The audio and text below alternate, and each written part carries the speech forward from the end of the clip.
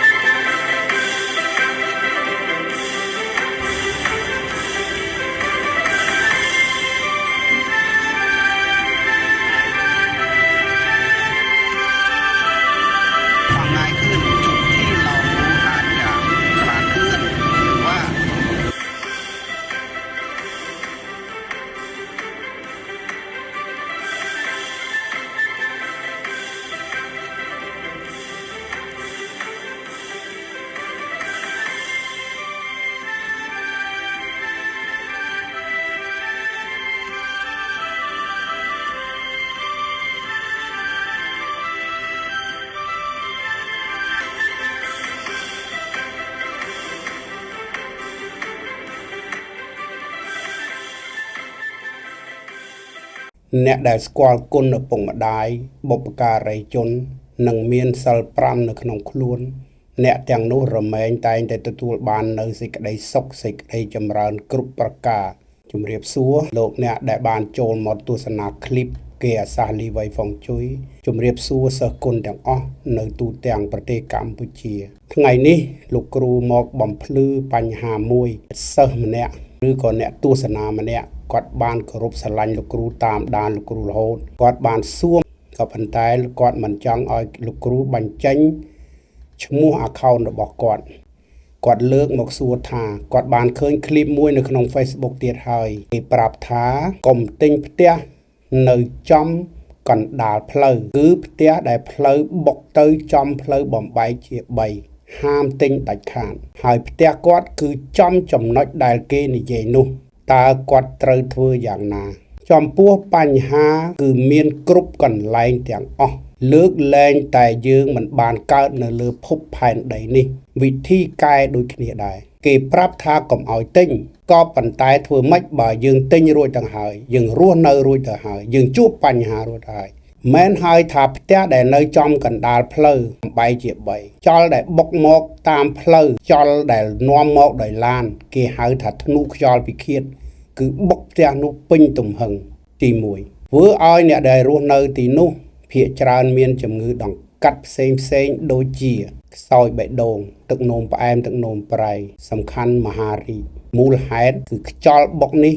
គ្រោះថ្នាក់បំផុតទី2ភ្លើងឡានដែលបើកយប់ជះមកចំផ្ទះនោះពេញទំហឹងលោកគ្រូហៅថាអគិពិឃាតគឺភ្លើងឡានពិឃាតទោះបីអ្វីបាំងក៏មិនអាចទប់ទល់បានដែរក៏ប៉ុន្តែនៅក្បួនគេអាសាសលីវៃហ្វុងជួយមានវិធីជួយមានវិធីទប់ការទប់ទល់នោះបានប្រហែលជា 85% មានន័យថាបើអ្នកនោះឈឺធ្ងន់អាចមកធូរស្រាលបើ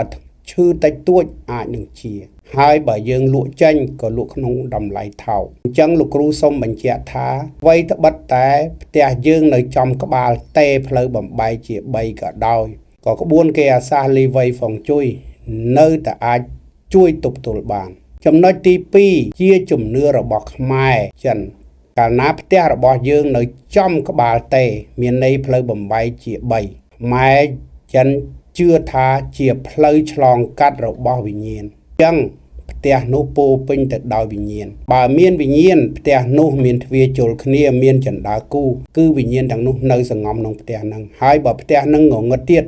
រឹតតែសង្ងំពួកនោះសង្ងំធ្វើអីគឺសង្ងំឯក តន់ពីយើងវាធ្វើម៉េចឲ្យយើងមានបញ្ហាសែនឲ្យវាស៊ីក៏ប៉ុន្តែក្បួនគេអាសាលីវ៉ៃហ្វុងជួយក៏នៅតែអាចបណ្ដេញពួកនោះចេញបានដូចតែគ្នាមានវត្ថុមង្គលច្រើនពួកនោះមិនឲ្យចូលផ្ទះយើងដើរវៀងផ្ទះយើងអញ្ចឹងលោកគ្រូសូមបញ្ជាក់ថាបើមិនទាន់ទិញកុំទិញដាច់ខាតតែបើជ្រុលជាទិញនៅរួចទៅហើយត្រូវតែកែជាបន្ទាន់ដើម្បីជៀសវាងបញ្ហាហើយក្បួនគេអាសាលីវ៉ៃហ្វុងជួយតែងតែម៉ែប្រាប់ថាបញ្ហាកើតឡើងនៅផ្ទះណាមួយដែលយើងចូលទៅរស់នៅបាន3ឆ្នាំហ្វុងជួយដើរពេញកម្លាំងបើត្រូវគឺត្រូវបើខុសគឺខុស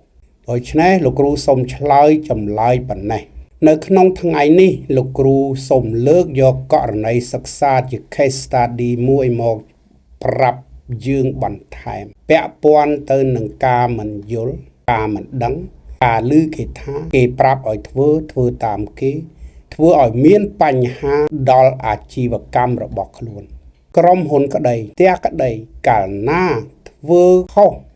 កែខុសគឺជាបញ្ហាធ្វើឲ្យវិនាសអន្តរាយទាំងទ្រព្យសម្បត្តិនិងសុខភាពនៅក្នុងករណីមួយដែលលោកគ្រូបានទៅជួបផ្ទះមួយដែលកូនសិស្សទើបតែអញ្ជើញទៅមើលនៅឯបូរីពិភពថ្មីចំការដូងកាលមុនគាត់គ្រាន់តែត្រឹមទិញផ្ទះនោះពីល្វែងដើម្បីរៀបចំធ្វើខាងលក់ printer ធំចែកចាយ printer ហើយមកគាត់ក៏សម្រេចចិត្តនាំប្រពន្ធកូនមករស់នៅទីនេះហើយសាងសង់បន្ថែមជាការគាប់ជួនល្អដោយសារគាត់មាននិស្ស័យនិងមានវាសនាឲ្យលោកគ្រូជួយគាត់បានអញ្ជើញលោកគ្រូទៅដល់ផ្ទះរបស់គាត់ពេលដែលលោកគ្រូទៅដល់ផ្ទះរបស់គាត់លោកគ្រូមានការស្លុតចិត្តជាខ្លាំងដោយសារចាស់ហាងបានធ្វើខុសងន់ធ្ងរបំផុតធ្វើឲ្យអាជីវកម្មរបស់គាត់រអាក់រអួលយើងសួរថារអាក់រអួលរបៀបណាបើយើងមើលរូបភាពនេះយើងនឹងឃើញថាtừមុខទ្វាររបស់គាត់បានលើកស៊ីម៉ង់កម្ពស់2 តឹកកន្លះទៅ3 តឹកតាមផ្នែកដែលយើងឃើញរីឯនៅខាងក្រោយវិញត្រឹមទ្វារចូលប្រឡោះនោះទៅក្រោយគាត់លើកប្រហែលជាកម្ពស់កន្លះម៉ែត្រលោកគ្រូតែងតែទឿនថាប្រយ័ត្នរឿងទួលប្រទុះទ្របតែនេះគឺចំទួលប្រទុះទ្របតែម្ដងទួលប្រទុះទ្របក្រៅពីច្រានទ្របមិនឲ្យចូលផ្ទះយើងឲ្យយើងមានលុយសល់អាច90%មានក្តីក្តាំបីជាយើងត្រូវក៏ចាញ់ក្តីគេគ្រូទឿនហើយទឿនទៀតជួបហើយជួបទៀតជាច្រើនក៏ប៉ុន្តែមិនធ្ងន់ធ្ងរដូចផ្ទះមួយនេះទេយើងមើលនៅមាត់ទ្វារគាត់ធ្វើស៊ីម៉ង់កម្ពស់ប្រហែលជា2 តឹកទៅ3 តឹកដើម្បីការពារទឹកនៅពេលដែលលោកគ្រូសួរថាហេតុអីបានធ្វើថាមានជាងដៃមួយគេប្រាប់ថាធ្វើទៅបើទឹកហូររិចចិត្តចូលផ្ទះអញ្ចឹងធ្វើបាំងទៅដើម្បីឲ្យលុយចូលទៅដក់ព្រោះខាងក្រោយខ្ពស់គឺជាចំណុចខុសឆ្គងដ៏ធ្ងន់ធ្ងរបំផុតការយល់ខុសធ្ងន់ធ្ងរបំផុតអញ្ចឹងការរៀបចំធ្វើទំនប់ខាងមុខនិងលើកទួលខាងក្រោយនេះធ្វើឲ្យក្រុមហ៊ុនចាប់ស្រុតលក់មិនសូវដាច់បើយើងមើលរូបភាពគំនូរនេះយើងនឹងឃើញថាធៀបនឹងទឹកហូរចូលអូកាត់ទំនប់នេះបានតែបន្តិចទេទៅដល់ខាងក្រោយបុកទំនប់ខាងក្រោយដែលខ្ពស់ហ្នឹងបកមកវិញអញ្ចឹងលុយដែលរកបានចាស់មិនបានសល់នៅក្នុងដៃទេគឺបានត្រឹមបង្វិលទៅបង្វិលមកបង្វិលទៅបង្វិលមកហើយចេះតែស្ងួតទៅ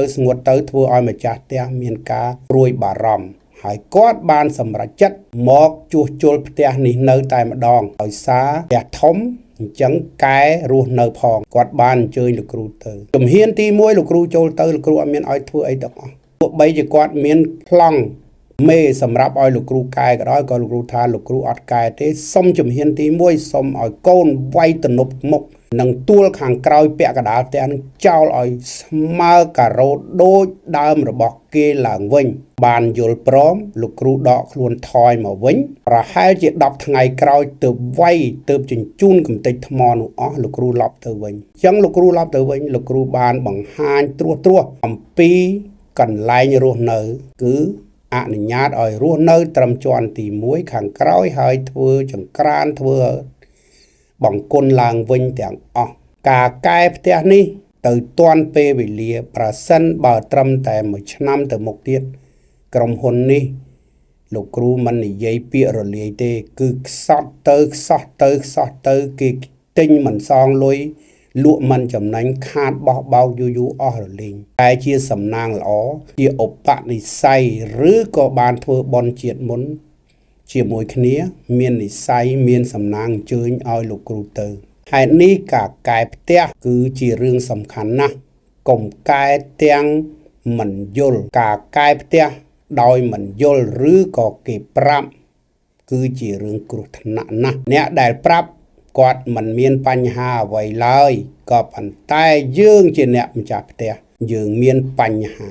នេះមិនទាន់ចូលមករស់នៅផងបើចូលមករស់នៅទៀតមានបញ្ហាអញ្ចឹងហើយលោកគ្រូសូមបញ្ជាក់ថាពាក្យថាគ្រូមិនមែនទៅដល់ប្រាប់គេហើយថយមកបាត់កិច្ចខ្លួនទេ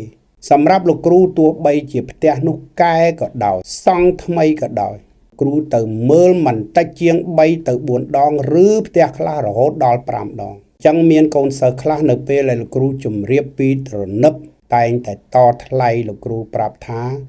នៅពេលដែលលោកគ្រូមកមើលឲ្យយើងទៅយើងដឹងថាការលំបាកលោកគ្រូរបៀបណាទោះជាយ៉ាងនេះក្តីក្នុងនាមជាគ្រូត្រូវជួយសិស្សឲ្យអស់ពីដៃពីជើងសិស្សមួយថ្ងៃគឺសិស្សមួយជីវិតគ្រូមួយថ្ងៃគឺគ្រូមួយជីវិតនៅពេលដែលកែផ្ទះសាងសង់ផ្ទះរួចលោកគ្រូក៏អត់ទៅណាដែរសិស្សអាចសួរបានគ្រប់យ៉ាងតាក់ទងនឹងការរកស៊ីលោកគ្រូនៅជាទីប្រឹក្សាជួយណែនាំយើងរហូតនេះគឺជាភារកិច្ចរបស់លោកគ្រូសូមបញ្ជាក់ឡើងវិញថាក្បួនគេអាសាសលីវៃហ្វុងជុយ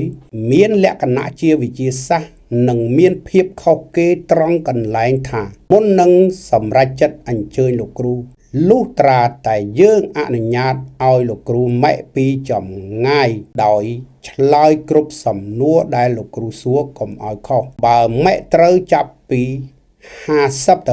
60%ចាំយើងដាក់ចិត្តជឿអញ្ជើញលោកគ្រូការអញ្ជើញលោកគ្រូលុះត្រាតែមានការព្រមព្រៀងមូលមាត់គ្នារវាងប្តីប្រពន្ធនិងក្រុមគ្រួសារទើបលោកគ្រូទៅពេលលោកគ្រូទៅត្រូវខិតខំកែគ្រប់ចំណុចដែលខុសមួយទៀតពេលដែលលោកគ្រូឲ្យរៀបចំទីសក្ការៈ4កន្លែងសំខាន់ខិតខំបដិបត្តិគោរពឲ្យស្មោះត្រង់លោកអ្នកនឹងជួបនៅសេចក្តីសុខសេចក្តីចម្រើនជឿនលឿនជាក់ជាមិនខានលោកគ្រូក៏សូមបញ្ជាក់ដែរថា